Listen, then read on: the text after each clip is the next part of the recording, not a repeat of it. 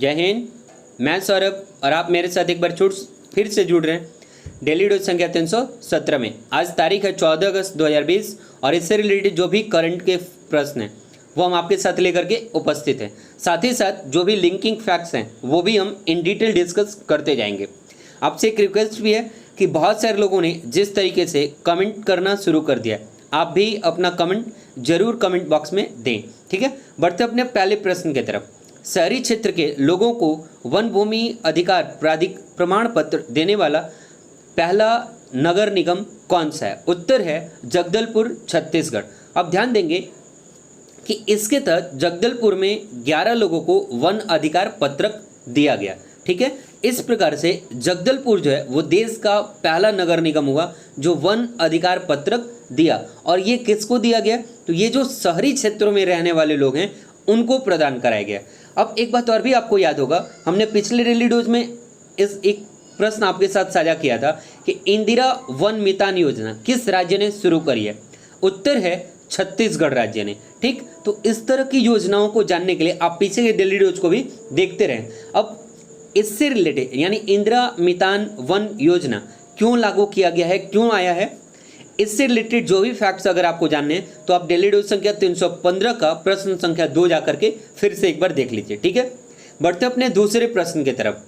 Union home minister medal for excellence investigation 2020 से कितने पुलिसकर्मियों को सम्मानित किया गया?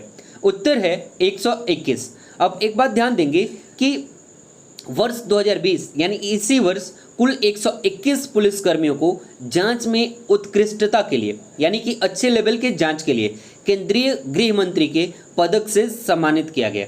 और इसका उद्देश्य है अपराध की जांच के उच्च प्रोफेशनल मानकों को बढ़ावा देना, अर्थात जो भी अपराध की जांच है वो पार्शियली मतलब एकदम 100% सही सटीक हो, ठीक है।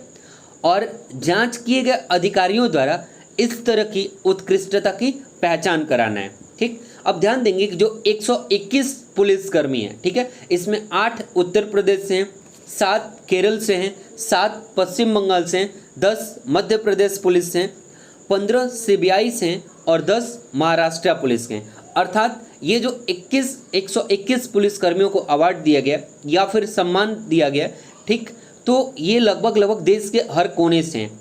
एक बात और भी आप ध्यान देंगे कि एक प्रश्न यहाँ से बन सकता है कि जो जांच में उत्कृष्टता के लिए केंद्रीय गृह मंत्री के पदक प्राप्त करने वाले पुलिसकर्मी हैं उसमें कितनी महिलाएं हैं? तो इसमें टोटल 21 महिलाएं भी शामिल हैं, अर्थात 21 महिला पुलिस अधिकारी भी इसमें शामिल हैं। और कुल कितने लोगों को दिया गया? 121 पुलिसकर्मियों को। बढ़ते हैं अपने अगले प्रश्न संख्या 3 की तरफ। फोर्ब्स की सूची में दुनिया में सर्वाधिक वेतन प्राप्त करने वाले अभिनेता कौन है? उत्तर है ड्वेन जॉनसन। अब ध्यान देंगे कि फोर्ब्स एक मैगजीन है जो वर्ल्ड में जितने भी एक्टर हैं, ठीक है, उनका एक लिस्ट निकालता है जिसमें टॉप 10 में इंडिया के एकमात्र अभिनेता हैं वो हैं अक्षय कुमार, जिनका नाम है, और वर्ल्ड में सबसे अधिक एक साल में कमाई करने वाले अभिनेता हैं ड्वेन जॉनसन।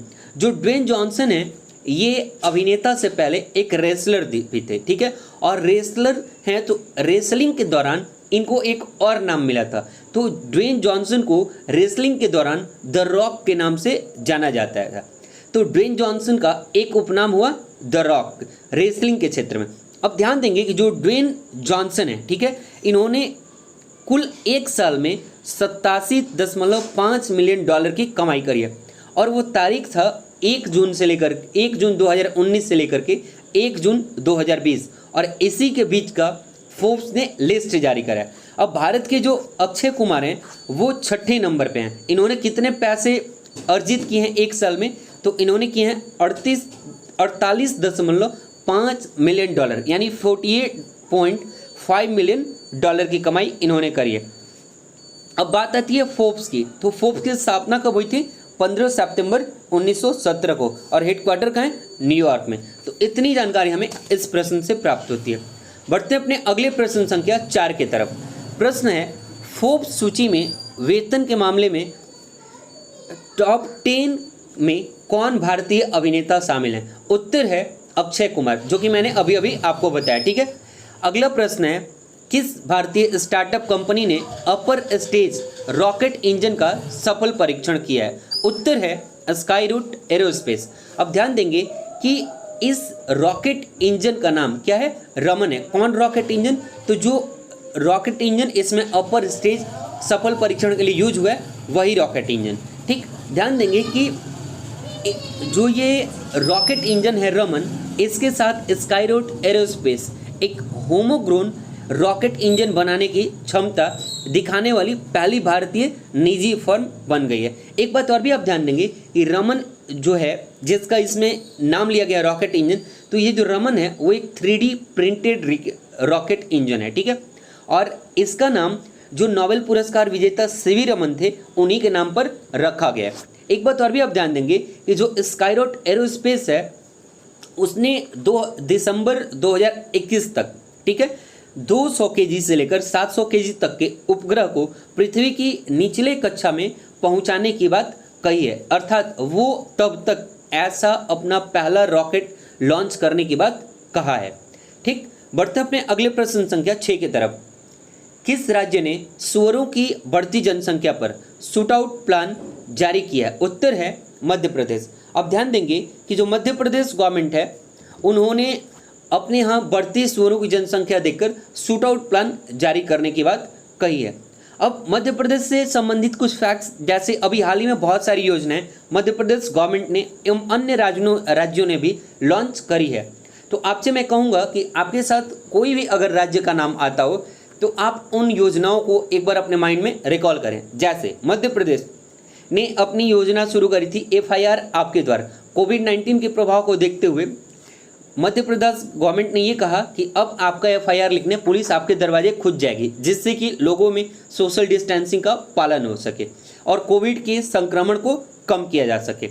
एक योजना और भी जारी करी है, संबल योजना। ध्यान देंगे कि मध्य प्रदेश गवर्नमेंट ने संबल योजना पहले भी लागू किया था, लेकिन बीच में जब कांग्रेस की गवर्नमेंट आई, ठीक है, जिसके मुख्यमंत्री बने कमलनाथ, तो उस दौरान संबल योजना को स्टे कर दिया उन्होंने।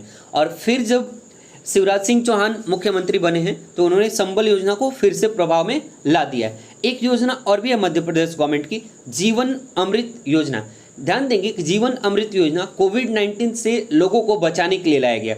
इसके तहत मध्य प्रदेश गवर्नमेंट ने 1 करोड़ काढ़े के पैकेट को वितरित करने का लक्ष्य रखा था। ठीक है, जिससे कि लोगों की इम्यूनिटी काफ़ी सही हो और वो कोविड के प्रभाव में आने से खुद को बचा सकें। अगला एक और भी योजना था, एक मास्क अनेक जिंदगी।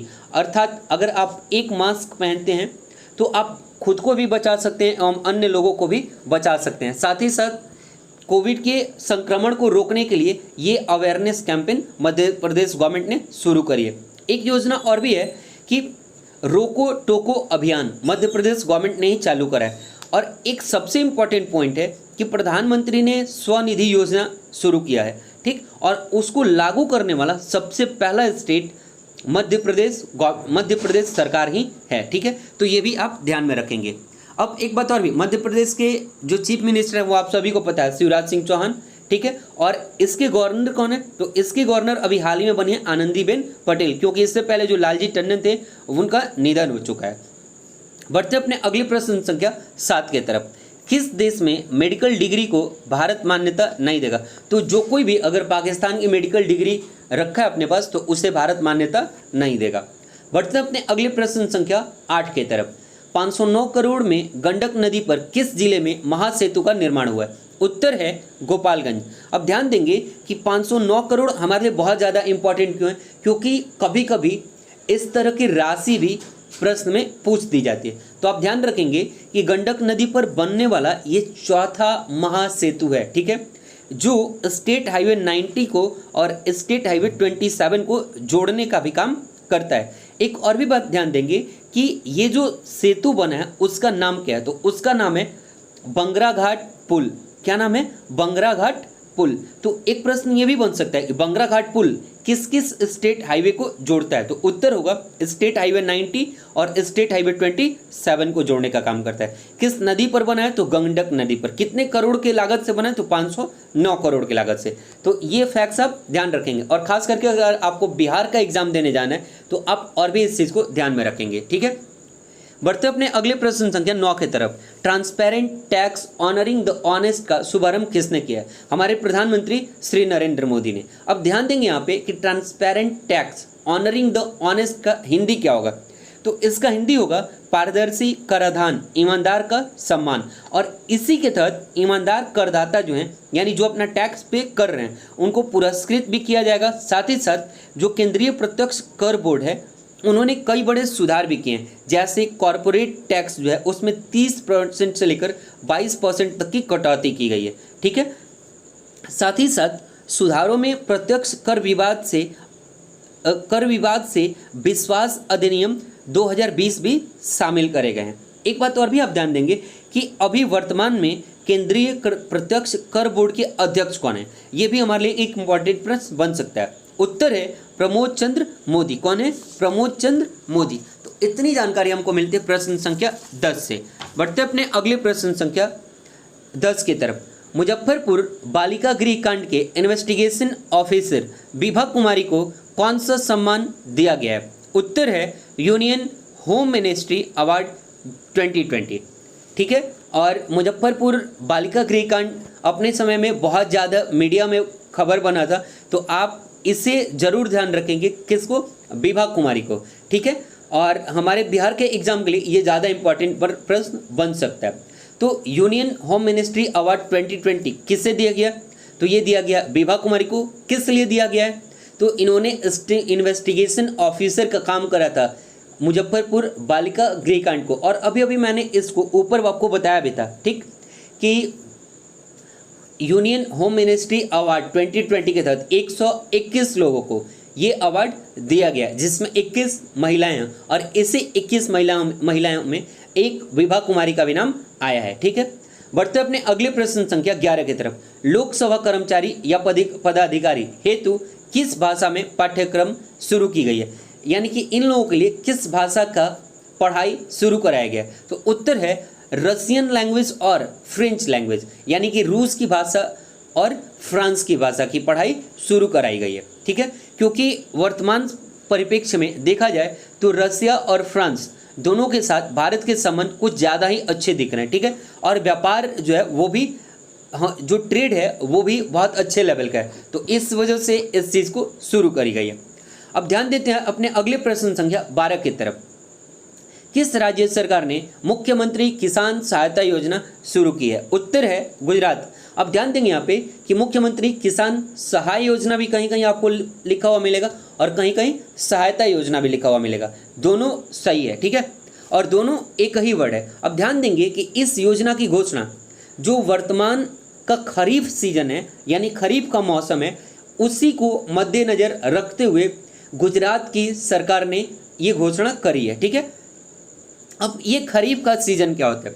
तो ध्यान देंगे कि जो बारिश के मौसम में फसल उगाई जाती है वो खरीफ सीजन है, और जो ठंडे के मौसम में फसल उगाई जाती है वो रबी सीजन है। ठीक है, और इसके तहत किया क्या जाएगा मुख्यमंत्री किसान सहाय योजना के तहत?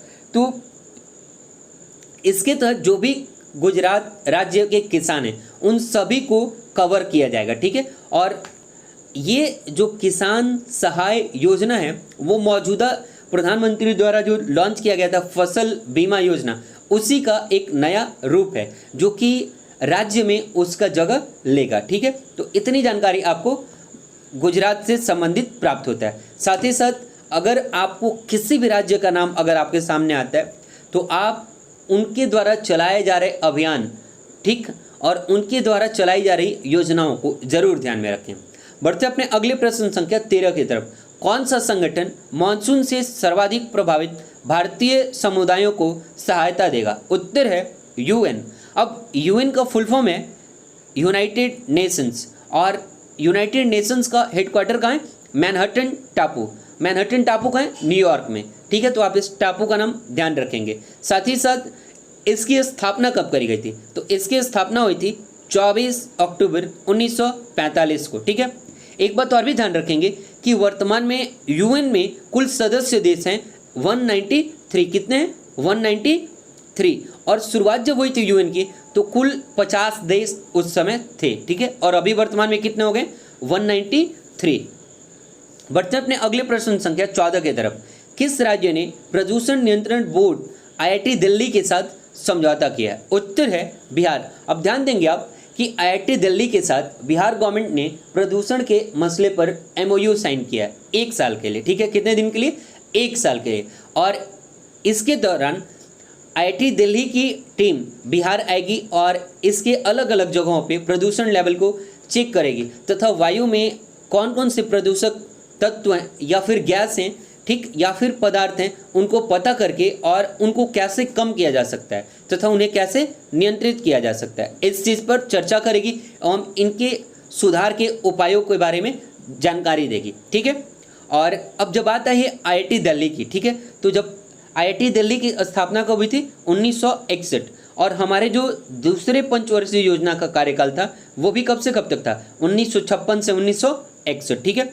अच्छा, एक बात मैं आपसे यहाँ पूछता हूँ कि जो दूसरी पंचवर्षीय योजना थी वो किस मॉडल पे आधारित थी? तो आप सभी को पता है कि पहली जो थी वो हेराल्ड डॉमर थी और दूसरी जो थी वो पीसी महलनोबिस मॉडल पे थी। तो इसे भी आप ध्यान रखेंगे और इसी तरह से आप भी लिंक करके कोई ना कोई चीज़ सोचते रहें अगर उससे रिलेटेड कोई भी फैक्ट्स आपको प्राप्त होता है तो। आईआईटी दिल्ली के चेयरमैन कौन है? कुमार मंगलम बिरला। और डायरेक्टर कौन है? तो डायरेक्टर हैं वी राम गोपाल राव, ठीक है। बढ़ते अपने अगले प्रश्न संख्या 15 की तरफ। किस देश ने एम्स दिल्ली के साथ एआई तकनीक साझा किया? उत्तर है इजराइल। अब यहाँ पे एक बात आप ध्यान देंगे कि एआई का फुल फॉर्म क्या है? तो एआई का फुल फॉर्म है आर्टिफिशियल इंटेलिजेंस, ठीक है। और इजराइल ने इसी आर्टिफिशियल इंटेलिजेंस को उपलब्ध कराया किसे? एम्स दिल्ली को, ठीक है। और इसके तहत जो अभी कोविड के संक्रमण के मामले बहुत तेज़ी से बढ़ रहे थे उन पे हम नियंत्रण पा सकें तथा हम खुद को संक्रमित होने से बचा सकें एवं बेहतर इलाज दे सकें, इसीलिए इजराइल ने हमारी सहयोग करी है। अब ध्यान देंगे कि इजराइल के तरफ से इस मौके पर कौन उपस्थित था, ये हमारे लिए इम्पॉर्टेंट हो सकता है, ठीक। तो इजराइल के जो राजदूत हैं भारत में, डॉक्टर रॉन मलक्का, वो इस मौके पर एम्स पहुंचे थे और उनके साथ कौन थे? एम्स के डायरेक्टर। और एम्स के डायरेक्टर कौन है? डॉक्टर रणदीप गुलेरिया। कौन है? डॉक्टर रणदीप गुलेरिया। तो इतनी जानकारी हमको इस प्रश्न से प्राप्त होती है। बढ़ते अपने अगले प्रश्न संख्या 16 की तरफ। भारत की पहली महिला क्रिकेटर जिसने डोपिंग टेस्ट पॉजिटिव निकले हैं? उत्तर है अंशुला राव। ये भारत की पहली महिला क्रिकेटर हैं जिनका डोपिंग टेस्ट पॉजिटिव पाया गया। अब डोपिंग टेस्ट का मतलब क्या है कि क्रिकेट के अपने कुछ रूल्स हैं, कुछ टर्म्स हैं जिसमें कि आप उसको अगर ब्रेक करते हैं, जैसे कि आपको हाई लेवल की कोई भी इंजेक्शन जो एनर्जेटिक हो वो नहीं लेने हैं, ठीक। तो इस तरीके की जो चीज़ें हैं अगर उनको आप नहीं मानते हैं और आप लेते हैं तो एक टेस्ट होता है और उस दौरान अगर आप पकड़े जाते हैं तो उसी टेस्ट को डोपिंग टेस्ट कहा जाता है। और ये पकड़ी गई हैं इस कौन? अंशुला राव। तो आप यहाँ पे टेस्ट पॉजिटिव का मतलब कोविड पॉजिटिव नहीं समझेंगे। बढ़ते हैं अपने अगले प्रश्न संख्या 17 की तरफ। भारत में किसने पहला पॉकेट एंड्रॉयड POS, यहाँ आई नहीं है, POS है, लॉन्च किया है? उत्तर है पेटीएम ने। अब पेटीएम ने लॉन्च किया है, यहाँ पे एक वर्ड मिला हमें POS, उसका फुल फॉर्म क्या होगा? उसका फुल फॉर्म होगा पॉइंट ऑफ सेल, ठीक है।